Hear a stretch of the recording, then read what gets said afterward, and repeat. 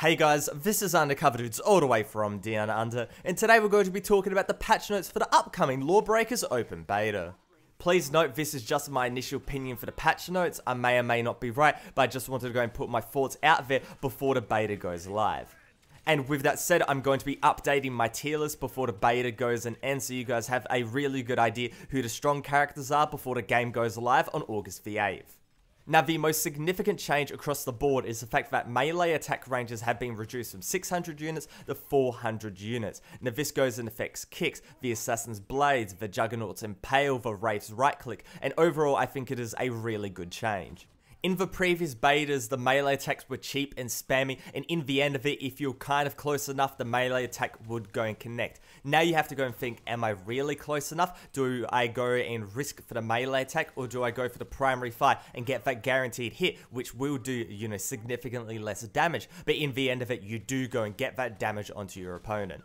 Now let's get right into the characters, starting off with the assassin. Now, in the last beta, the assassin was in an awkward spot. Okay to use, but overall there was really no reason to play it with the dominance of the wraith. Taking off 200 range is a pretty big nerf, and personally I don't think the countering buffs are good enough in her standard form to bring her back in line. However, her ultimate buffs are really too strong, and this is going to mean she's a very ultimate heavy character now. To be fair, she's probably one of the hardest roles in the game to balance properly, and her place in the game is very much dictated by the other classes. So if other classes drop off, the assassin becomes overpowered. If the other classes get really strong, the assassin becomes underpowered. Overall, this is a really hard character to go and balance.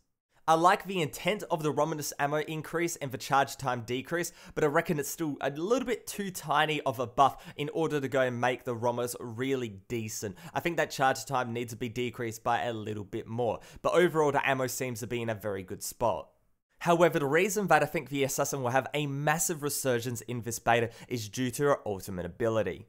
It got massively buffed, and I think it is quite overpowered right now. However, we'll have to go and see in game. The AoE damage increase to 650 units, plus the 70 health restored on hit, means she could probably go and tank up at least 2 enemies if you can go and pull off the combos correctly. That on-hit health restore is absolutely insane, and good players will go and absolutely exploit that, and overall I think they've gone overtuned her too much in the ultimate department. Fact, Enforcer is one of the best classes in LawBreakers, and these changes really don't go and bring him down enough. Taking off 2 damage at medium range is fairly insignificant.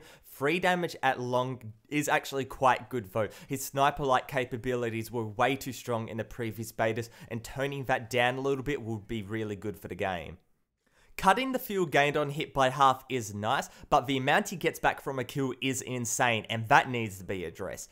Personally, that's where half his strength comes from, getting a kill, and then he has an easy escape and he can keep firing at those insane speeds.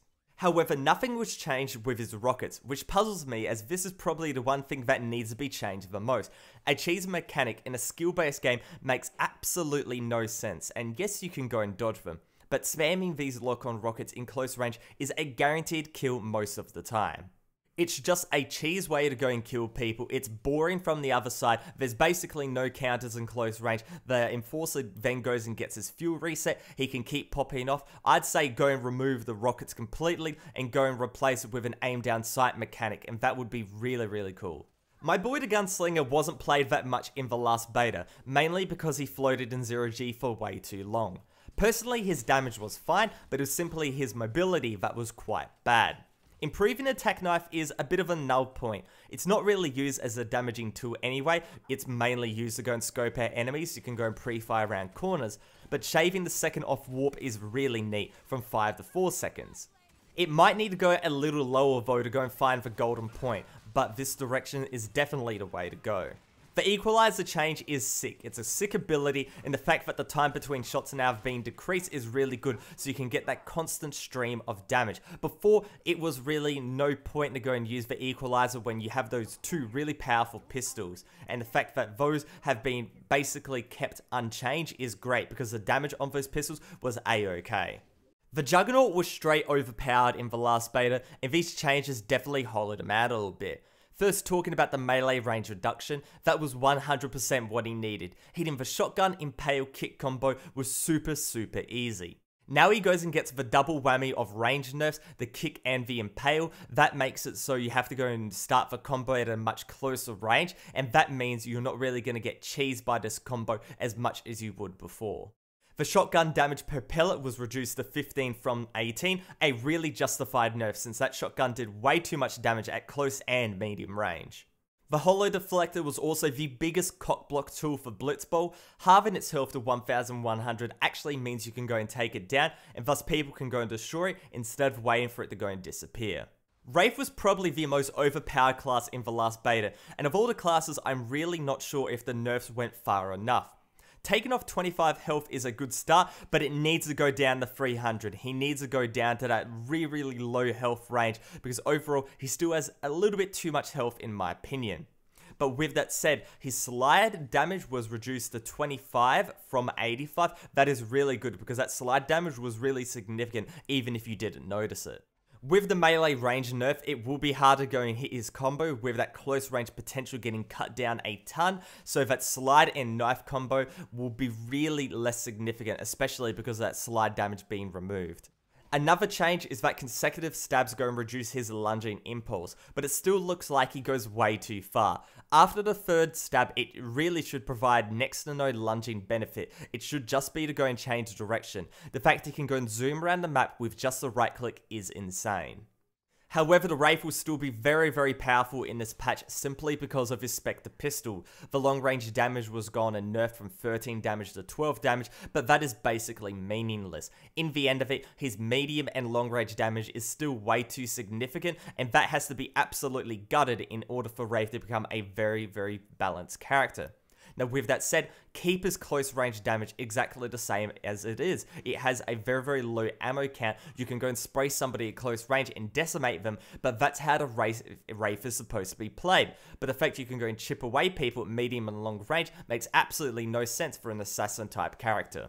The Titan gets one extra rocket and a 5% reload speed increase, which is really sweet. The reload animation takes less real estate on the screen, and the fact that he has a smaller cooldown for his pulverize ability goes and rounds out some really great changes. It just buffs his quality of life. The Titan was a really powerful character. People really didn't know how to go and use him in the last beta, however, but with that said, these quality of life changes I think will go and rise his viability without really going and changing his overall damage, his overall ability in the game. It's just the fact that people will be more accepting of him to go and actually play.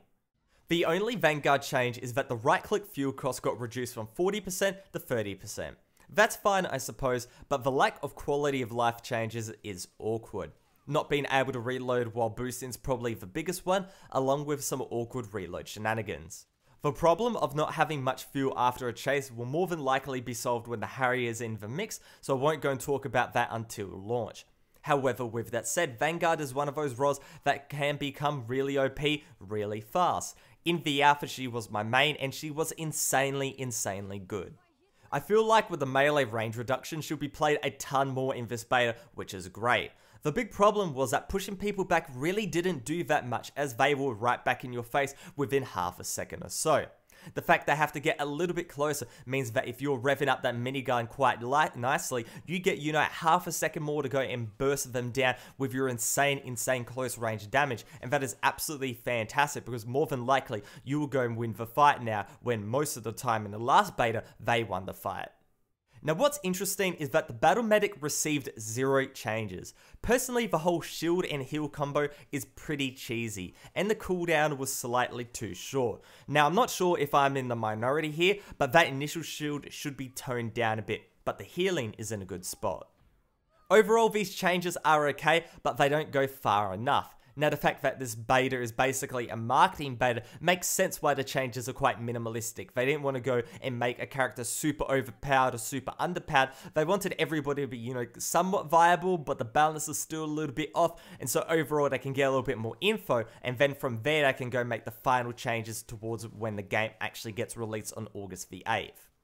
I personally have no doubt that when the game goes and actually gets released, the balance will be completely fucked. It will be the first time we'll see Harrier, and people are going to find out overpowered combinations of Harrier, probably with Battle Medic and Enforcer. You have like this super powered Enforcer that just zooms around the map. He gets even more fuel, he gets even more health, and that's overall just going to buff him into a super soldier. I think combinations like that would be really, really powerful and have to be toned down.